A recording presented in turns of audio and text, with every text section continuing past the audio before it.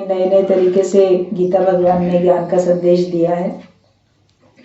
कल के पत्र को जो पूरा समाप्त किया उसमें भी अंत में सबके लिए कितनी अच्छी बात लिख दी। मन सोचता है ना कि हमको प्रेम है गुरु से, तो गुरु को पता नहीं है कि नहीं, हम उनसे मिलने के लिए तब तड़प रहे हैं, वो भी हमारे लिए तड़प रहे हैं कि नहीं तड़प रहे हैं। तो अंत में कल के पत्र में आप लोगों ने सुना था कि दिल तेरा मेरा एक है और हम दोनों को बहुत एक दूसरे के लिए प्यार भरी तड़प है। तो जितना भक्त भगवान को मिलना चाहता है उतना भगवान भी तो अपने सच्चे भक्त की तलाश में रहते हैं, वो भी तो मिलना चाहते हैं। तो जैसे हमें गुरु के लिए होता है कि हम गुरु का संग करें, तो गुरु को भी होता है कि ये सब माया का संग छोड़ के हमारा संग करें, सत्संग में आके बैठे। तो उसका मन भी हमारे लिए तड़पता है कि ये माया में फंस ना जाए। गुरु के प्रेम को हम समझ नहीं पाएंगे, हम लोग अपने अपने प्रेम को समझते रहते हैं, लेकिन उसका प्रेम बड़ा रूहानी है, बड़ा आत्मिक है और वो हमको बहुत ऊंचाई पे लेके जाना चाहता है। फिर जैसे सूफी संत की बात बताई गई कि वो लोग जो हैं वो उस तड़प में भी आनंद का अनुभव करते हैं, वियोग में भी आनंद का अनुभव करते हैं। तो अगर हमको है तड़प है तो वो तड़प भी तो अच्छी लगती है ना, और उसी से फिर हमको परमात्मा की प्राप्ति भी होती है। जिसका दिल चाहेगा ही नहीं भगवान से मिलना तो मिलेगा भी नहीं। आपका मन किसी से मिलने के लिए बहुत तड़पता है तो आप जाके मिलते भी तो हो, फोन करोगे, पत्र लिखोगे, मिलोगे, जाके कोई ना कोई तरीका बहाना बना लोगे।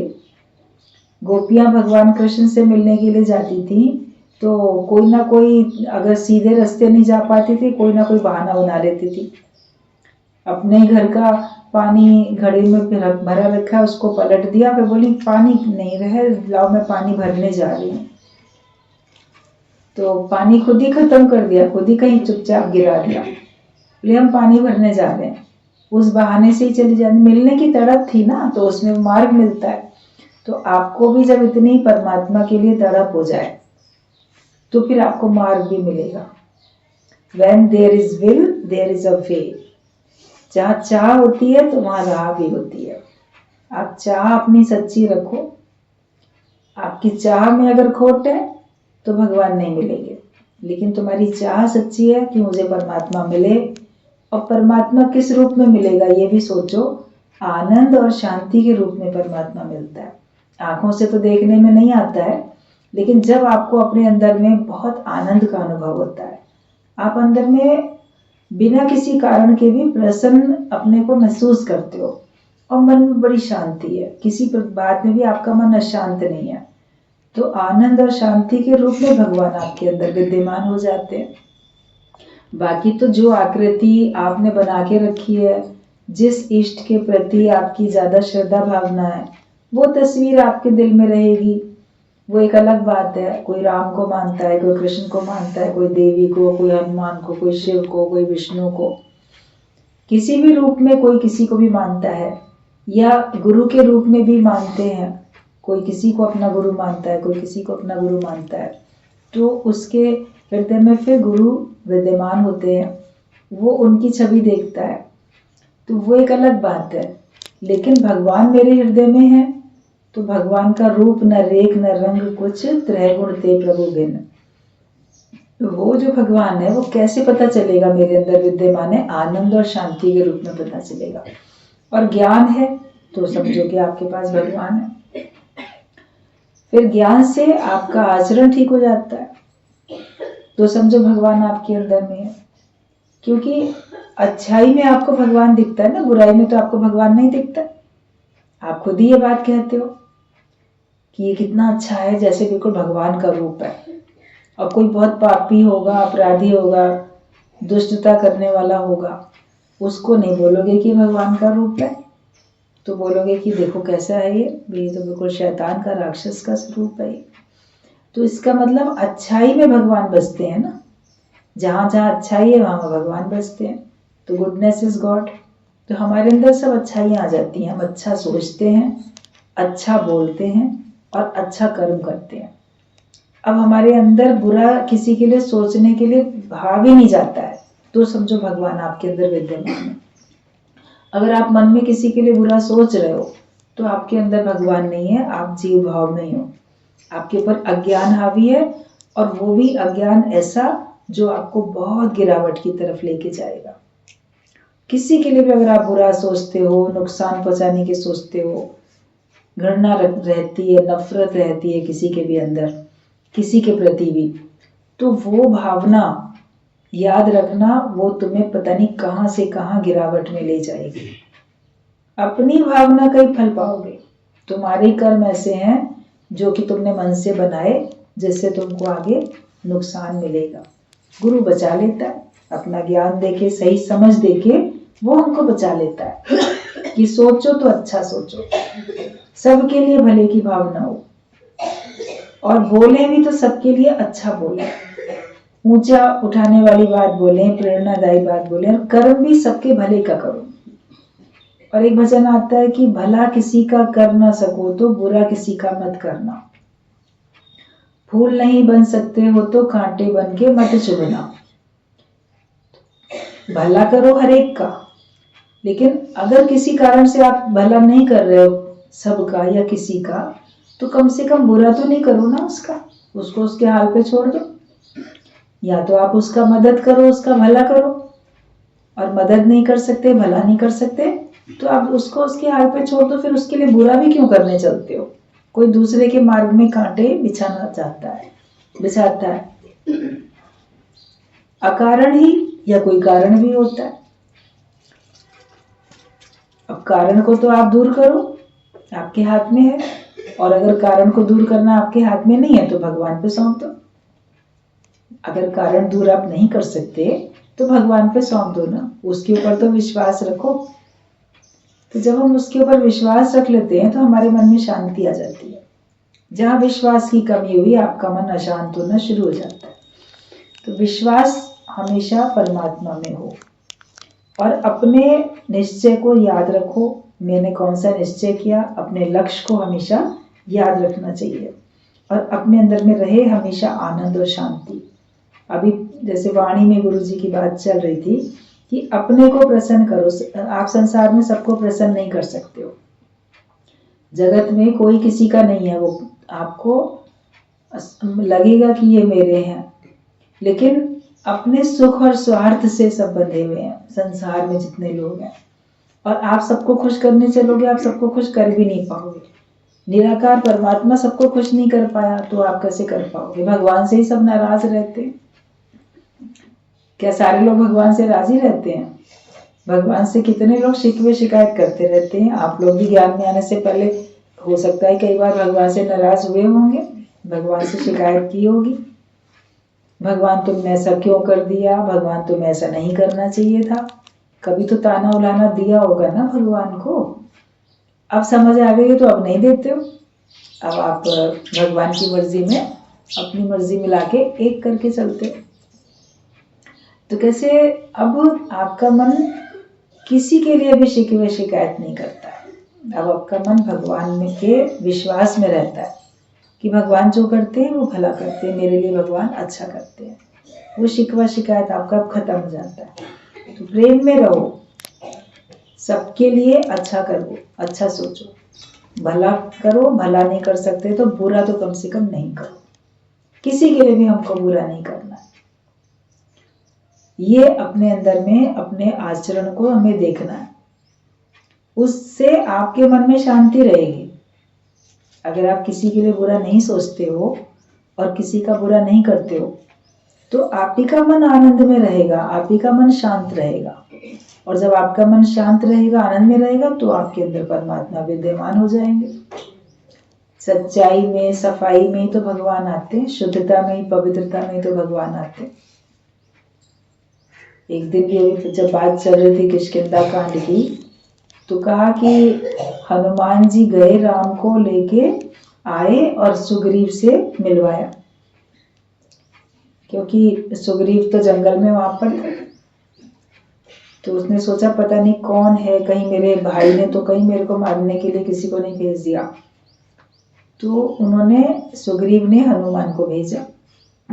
हनुमान गए वहां पे, पहले वेश बदल के गए, फिर जब पता लग गया कि अरे ये तो राम है, साक्षात राम है, वो तो जानते थे, तो वो उनको सुग्रीव से मिलवाने लेके आए।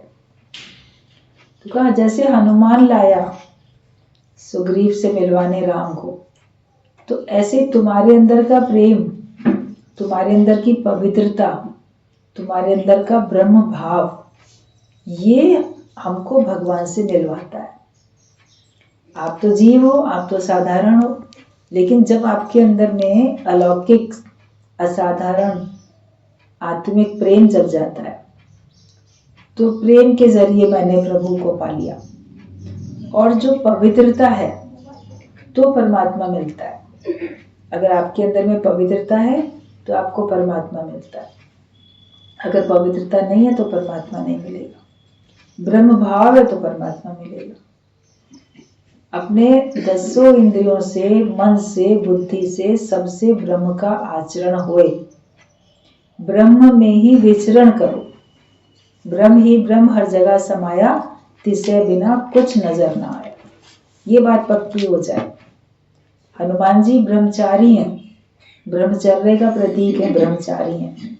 तो जब तुम्हारे अंदर भी ब्रह्मचर्य होता है, ब्रह्मचारी होते हो, मतलब ब्रह्म में विचरण करने वाले होते हो, तो तुमको परमात्मा की प्राप्ति होती है। वही हमारा पवित्र भाव, वो भगवान को हमारी ओर खींच लाता है। हनुमान ले आए तो हमारा पवित्र भाव ले आता है।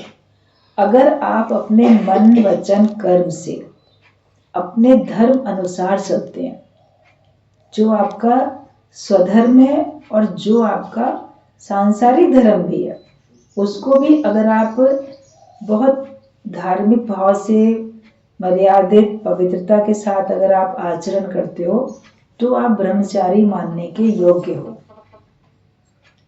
ऐसा नहीं है कि हम मोटे तौर पे ब्रह्मचारी उसको मान लेते हैं जिसने विवाह नहीं किया, वो ब्रह्मचारी है। लेकिन जो विवाहित है, घर गृहस्थ में रहता है, अपने परिवार वालों का, अपने घर के बड़े बूढ़ों का, जो भी उसके घर के बड़े बूढ़े हैं, दादी बाबा, नाना नानी, माता पिता, जो भी हैं, परिवार के लोग हैं, पत्नी है, बच्चे हैं, जो उन सबका धर्म अनुसार बहुत मर्यादित होकर पालन करता है और वो भगवान की राह में चलता है, उसको निभाते हुए वो अपने धर्म का पालन करता है, अपने स्वधर्म में रहता है, तो वो भी ब्रह्मचारी मानने के योग्य है। उसको भी हम ब्रह्मचारी कहेंगे, क्योंकि वो ब्रह्म में विचरण कर रहा है। वो ब्रह्म के सिवाय कुछ देख ही नहीं रहा। सदना कसाई ने कहा कि तलवार भी ब्रह्म है, हाथ भी ब्रह्म है, और बकरा भी ब्रह्म है, और बकरे को काटने वाली जो क्रिया हो रही है वो भी ब्रह्म है। आप सोच के देखो, ऐसे तो वो कार्य बड़ा आपको हिंसात्मक लगेगा, अरे बकरे का ना गर्दन काटी जा रही है, तो उसने कहा ये सब ब्रह्म ही है। उसका शुरू से वही पुश्तैनी काम था, वही करता चला आ रहा था। उसका घर परिवार शुरू से उसने भी वही सीखा, बचपन से वही कर रहा था, लेकिन सौभाग्य से उसको ब्रह्म ज्ञान की प्राप्ति हो गई। वो ब्रह्म के निश्चय में था।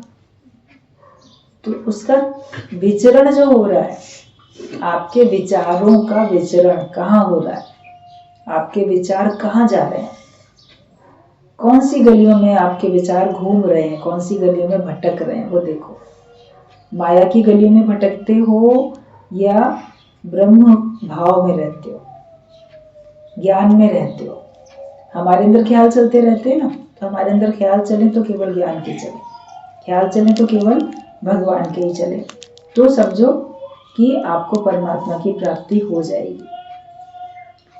द्वैत पूरा खत्म और केवल एक परमात्मा ही परमात्मा रह जाए, उसमें फिर तुम भी घूमो, तुम कहाँ बचे? बचेगा तो भगवान बचेगा, तुम्हें गुम होना है ना, तो तुमको मिटना है, तुमको भी नथिंग होना है। एक बार गीता भगवान की पहली पुण्यतिथि पे हम लोग बॉम्बे गए, तो वहां पर प्रेम में ही कुछ लोग के आंखों में आंसू थे गीता भगवान के लिए, और कई पुराने भी लोग थे, कुछ नए भी लोग थे। तो वहाँ पे ऐसे कोई बहुत उदास दुखी ऐसे हो रहा था कि अरे, उसके मन में भाव था कि हमारे गुरु गीता भगवान अब चले गए, वो है नहीं, और हम लोग कैसे उनके बिना रहें, कैसे जिएं या क्या करें। ऐसे भाव कभी होते हैं, वियोग के भाव होते हैं। तो उन्होंने हो सकता है कुछ बोला हो। नारायणी भगवान ने कितनी अच्छी बात बोली, बोले तुम क्या समझते हो कि जो सच है वो चला गया और जो झूठ है वो रह गया। ये जो जीव भाव है, जो शरीर है, ये झूठ है, ये जाएगा ना। सत्य तो सदा रहता है, सत्य का तो कभी अभाव है ही नहीं। सत्य तीनों कालों में रहता है कि सच्चे चले गए और जो झूठे थे कलंक वो बच गए। ऐसा होता है क्या? सत्य सदा रहता है। तो जो समझाई बात ज्ञान से, वो बड़े प्रभावित की हमको उस समय पे कि सच बात है, सत्य का तो कभी नाश होता ही नहीं है, सत्य तो कभी जाता ही नहीं है, सत्य तो सदा रहता है, आत्मा सदा रहती है। और शरीर जो है वो जाने ही वाले हैं, वो बने थे वो बिगड़ेंगे। हमको ज्ञान में आने के बाद देह के भाव से ऊंचा उठना है और हमको जीव भाव से ऊंचा उठना है। अज्ञान को छोड़ना है, ज्ञान को पकड़ना है और फिर अपनी आनंद की स्थिति में आना है। तो जिसका मन ज्यादा परेशान दुखी हो रहा था, उसका मन एकदम सध गया, ठीक हो गया कि सही बात है, हम ये सोच क्यों रहे हैं कि वो अब नहीं है।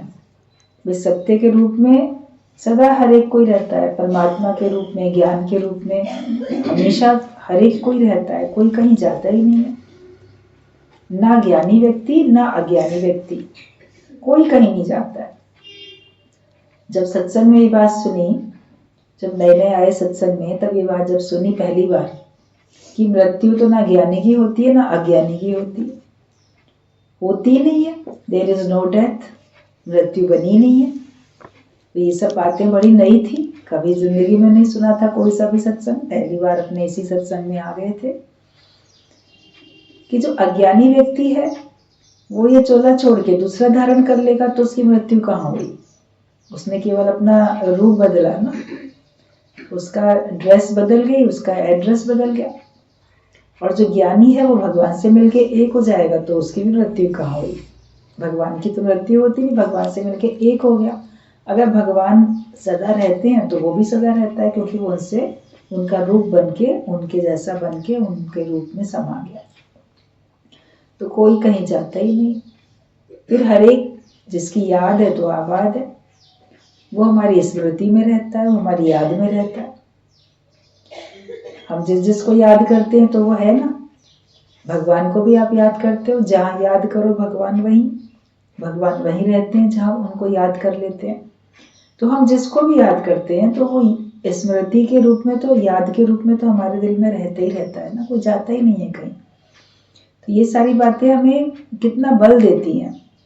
गुरु के ज्ञान के जो वचन हैं वो हमको कितना बल देते हैं और कितना हमको वो ऊंचा उठाते हैं, सत्य में टिका देते हैं। इसलिए इन वचनों का हमें रोज रोज श्रवण करना पड़ता है, इन वचनों को हमें रोज रोज सुनना पड़ता है। सुनते हैं तो पक्का होता रहता है।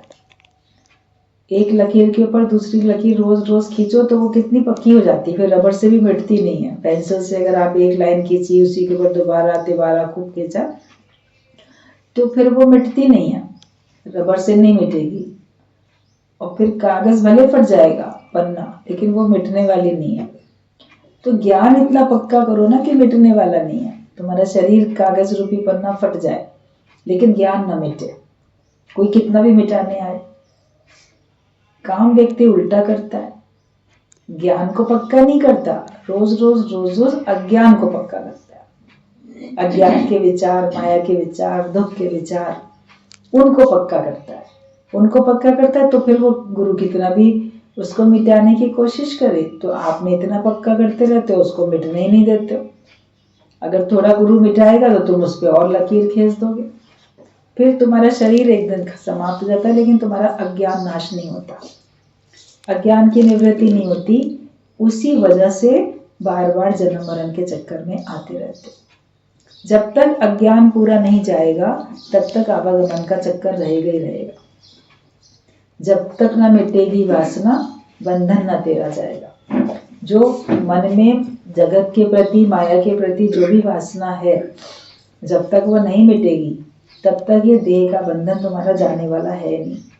तो 5 तत्वों की देह के बंधन में आते ही रहोगे। इसलिए हमेशा ब्रह्म भाव में रहो, हमेशा भगवत भाव में रहो, तो आप आनंद में और शांति में रहोगे, और आपसे दूसरे भी आनंद और शांति में आएंगे। आपके अंदर ठंडक है तो दूसरा भी ठंडक अनुभव करेगा, आपके अंदर गर्मी है तो दूसरा भी गर्मी अनुभव करेगा। बर्फ ठंडी है तो उसके नज़दीक बैठते हो ठंडक मिलती है, अंगीठी गर्म है तो उसके नज़दीक बैठते हो तो आपको गर्मी मिलती है। खुद अपने को कैसा बनाया, अपने को ज्ञानवान बनाओ तो दूसरा भी आपको देखोगे कि वो भी ज्ञानवान बन रहा है। अपने से मेहनत करनी है, गुरु हमको अपने से मेहनत करनी सिखाते हैं। वहाँ नया पत्र जो गीता भगवान का पढ़ रहे हैं उसमें लिखा है, एक लाल मिलने से खुशी छलकती है, पर 100 दर कैसे छोड़ूं जिस दर पर इतना हमारा दाद है, मान है। मतलब अगर एक लाल तुम्हें मिल जाता है तो तुम्हें कितनी खुशी मिलती है। तो इस ज्ञान के दर पे तो हमको बड़ा खजाना मिल गया, तो इसको हम कैसे छोड़ें। जो हमको मान सम्मान ज्ञान का खजाना मिलने के बाद मिल रहा है, वो तो पहले कभी भी नहीं मिला था, तो हम उसको कैसे छोड़ सकते हैं। जिस दर पे हमारा इतना मान होता है उसको हम कैसे छोड़ सकते हैं।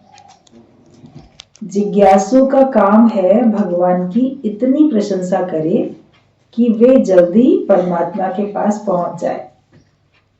आप जिज्ञासु हो, आपका ये काम है कि भगवान की इतनी प्रशंसा करो कि तुम भगवान तक पहुंच जाओ, भगवान भी तुम तक पहुंच जाए, तुम भगवान तक पहुंच जाओ। मनुष्य भगवान की प्रशंसा कम करता है, भगवान की प्रशंसा करने का वो बड़ा कंजूस है। वो प्रशंसा अपनी चाहेगा या जिनसे उनका बड़ा मोह है उनकी चाहेगा प्रशंसा करनी, लेकिन भगवान की प्रशंसा करेगा ही। भगवान के पास तो लोभी लालची बन के खड़ा हो जाएगा मांगने के लिए, बस ये चाहेगा कि इसके पास है और ये दे सकता है और ये दे दे। जैसे हमारा जन्म से अधिकार है इससे मांगना, प्रशंसा नहीं करेंगे। बच्चों को तो सिखाएंगे, कोई तुम्हें कुछ दे उसको थैंक यू बोलो, या बाद में भी बोलो देखो वो कितने अच्छे हैं, उन्होंने हमको ये दिया। प्रशंसा तो करो। तो भगवान ने हमें क्या नहीं दिया है, भगवान ने तुम्हें बहुत कुछ दिया। उस तरफ नजर डालो और उसकी फिर प्रशंसा करो।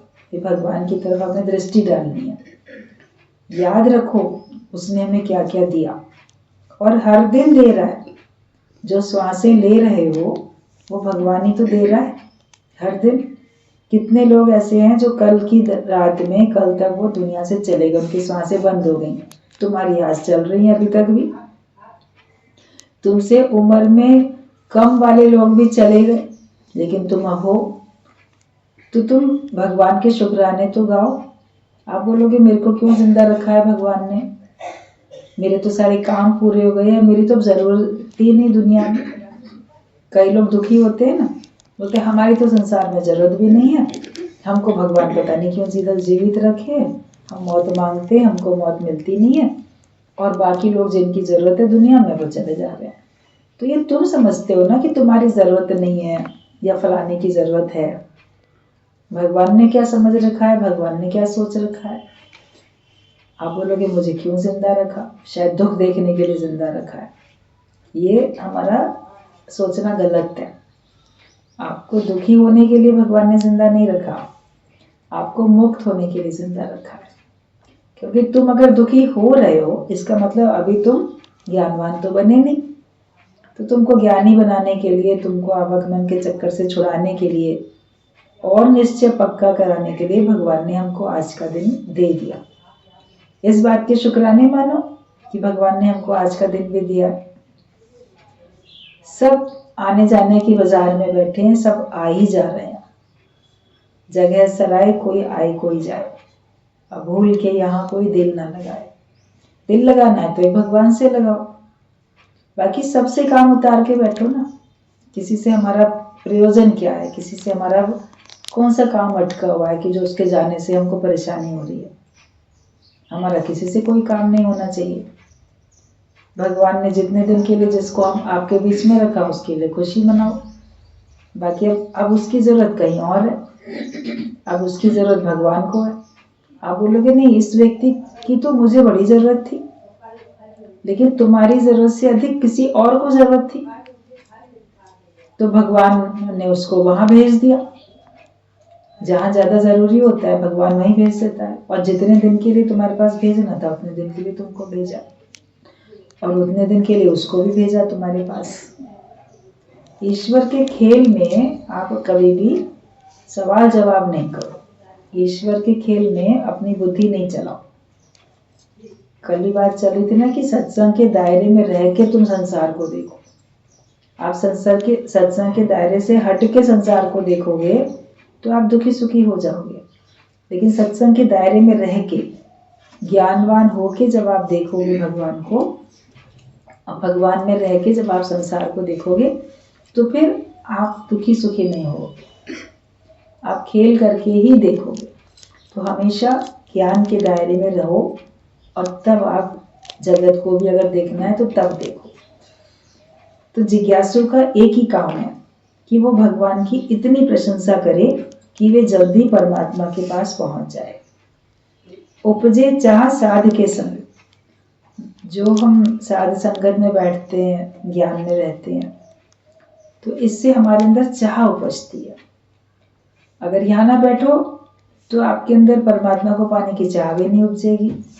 आप सत्संग में नहीं आते थे तो भगवान को पाने की चाह भी तो नहीं होती थी। भगवान से पदार्थ मांगने की चाह जरूर होती थी, लेकिन भगवान को पाने की चाह किसी को भी नहीं होती थी। ये तो साध संगत के बीच में बैठने से ही ये चाह हमारे अंदर में आती है, और इस चाह से ही हमको परमात्मा मिलता है। जो चाहेगा तो उसको मिलेगा। एक दृष्टांत है कि एक आदमी सत्संग में गया, पर देर से, तो उसे बहुत पीछे जगह मिली, बहुत दूर। तो क्या करे?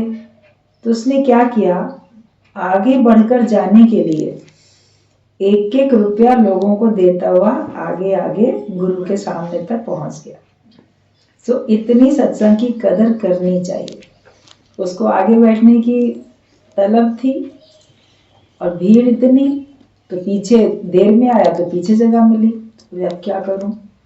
तो उसने अपने जेब से रुपए निकाल के 1 रुपया आगे वाले को दिया, जरा मुझे एक अपने आगे बैठने दो। फिर उसके आगे वाले को बोला 1 रुपया ले लो, तुम बैठने दो। तो ऐसे कर करके 1 रुपया वो लोगों को देता गया, और आगे बिल्कुल गुरु के पास तक पहुंच गया। तो उसको इतनी तलब थी, उसको इतनी कदर थी कि मुझे आगे बैठना है, तो उसके लिए भले मुझे दाम भी चुकाने पड़े तो मैंने चुका दिए, लेकिन मैं पहुंच गया आगे।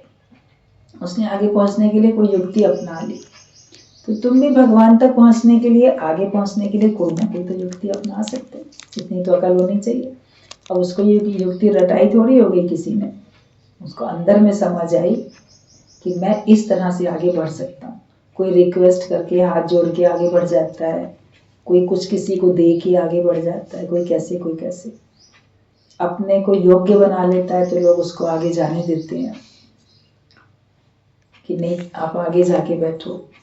तो कैसे ना कैसे करके हमको जहाँ भी हम खड़े हैं वहाँ से आगे ही आगे बढ़ना है। इतना आगे बढ़ते जाओगे तो भगवान तक भी आप पहुँच जाओगे। तो हमें सत्संग की इतनी कदर करनी चाहिए कि सत्संग के लिए अगर हमें कुछ खर्च भी करना पड़ता है, कुछ भी दाम देने पड़ते हैं, तो हम दे दें, लेकिन हम पीछे ना हटें, पीछे ना जाएं। अगर आपके लगेगा कि पहले बड़ी उन्नति हो रही थी, अब आपकी उन्नति नहीं हो रही, अब तो आप पिछड़ गए हो, तो लॉस में तो तुम ही रहोगे ना। इसके लिए हमेशा अपने आप को आगे बढ़ाते चले जाओ।